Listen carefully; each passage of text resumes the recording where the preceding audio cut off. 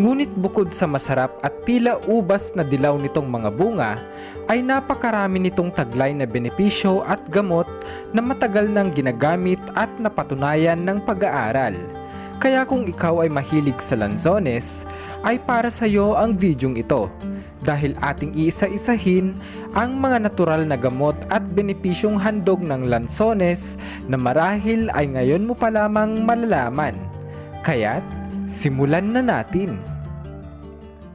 Ngunit bago yan, kung bago ka pa lang dito sa ating channel at interesado ka sa ganitong mga content na tumatalakay sa siyensya, discovery, conspiracy, kakaibang pangyayari, katatakutan at iba pa, ay pakipindot mo na din ang subscribe at bell button para lagi kang updated sa mga bagong uploads ko. Maraming salamat po. Ang lanzones o kilala din sa ibang tawag na langsat, longkong sa Ingles, duko sa Indonesia o wulonggong naman sa Thailand, at may scientific name na Lanthium domesticum, ay isang tropikal na prutas na karaniwang lumalaki ng 30 meters at mayroong kumpol at bilog na mga bunga na tila ba mga maliliit na patatas. Sa sobrang sikat ng prutas na ito sa Pilipinas ay mayroon itong sariling kapistahan, ang Lanzones Festival na idinaraos sa Camiguin Island, na kung saan ay siyang itinuturing na tahanan ng pinakamatamis na lanzones sa buong mundo.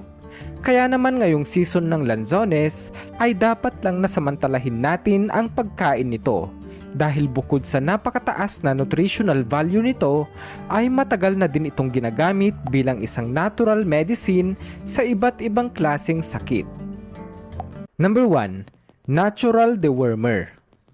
Alam mo bang ang dinurog na buto ng lanzones ay matagal nang pinapakinabangan sa natural medicine bilang isang natural na dewormer? Ihalo lamang ang crushed seeds ng lanzones sa isang basong tubig at maaari itong inumin at gamitin para pampurga. Epektibo ito sapagkat ito ay nagtataglay ng natural component na insecticidal at larvicidal properties dahil sa bioactive components nitong terpenoids at phenolics.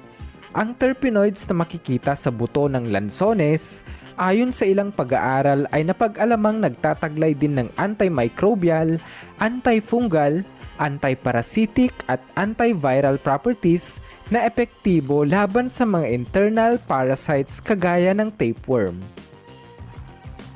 Number 2. Improves dental health.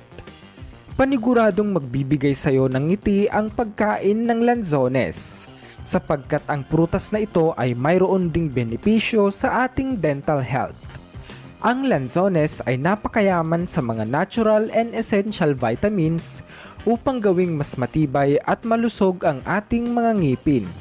Sa katunayan, ang prutas na ito ay isa sa mga rare na prutas na mayroong calcium, na siyang responsable sa pagpapanatiling matibay ng ating mga ngipin at buto. Ang phosphorus content naman nito ay siyang tumutulong para i-repair ang ating mga bone tissues na sa kalaunan ay nagre-resulta sa mas mapuputi at matitibay ng ngipin. Kaya sa susunod mong kain ng lanzones, paniguradong mas confident ka nang ngumiti. Number 3. Anti-malaria. Bukod sa pambihirang prutas nito, ang dahon at balat ng kahoy ng lanzones ay isang traditional medicine din na ginagamit kontra sa epekto ng malaria. Ayon sa journal ng PubMed, ang decoction o nilagang dahon at balat ng puno ng lanzones ay matagal nang ginagamit at pinapakinabangan ng mga katutubong tribo sa Sabah, Malaysia. Napag-alamang ilan sa mga drug-resistant strains parasites na nagsasanhi ng malaria ay pinupuksa at nilalabanan ng lanzones. Ito ay dahil sa natural na bioactive component nitong triterpenoids na isang antiparasitic, antiviral at antimicrobial agent na matatagpuan sa lahat ng parte ng lanzones. Bago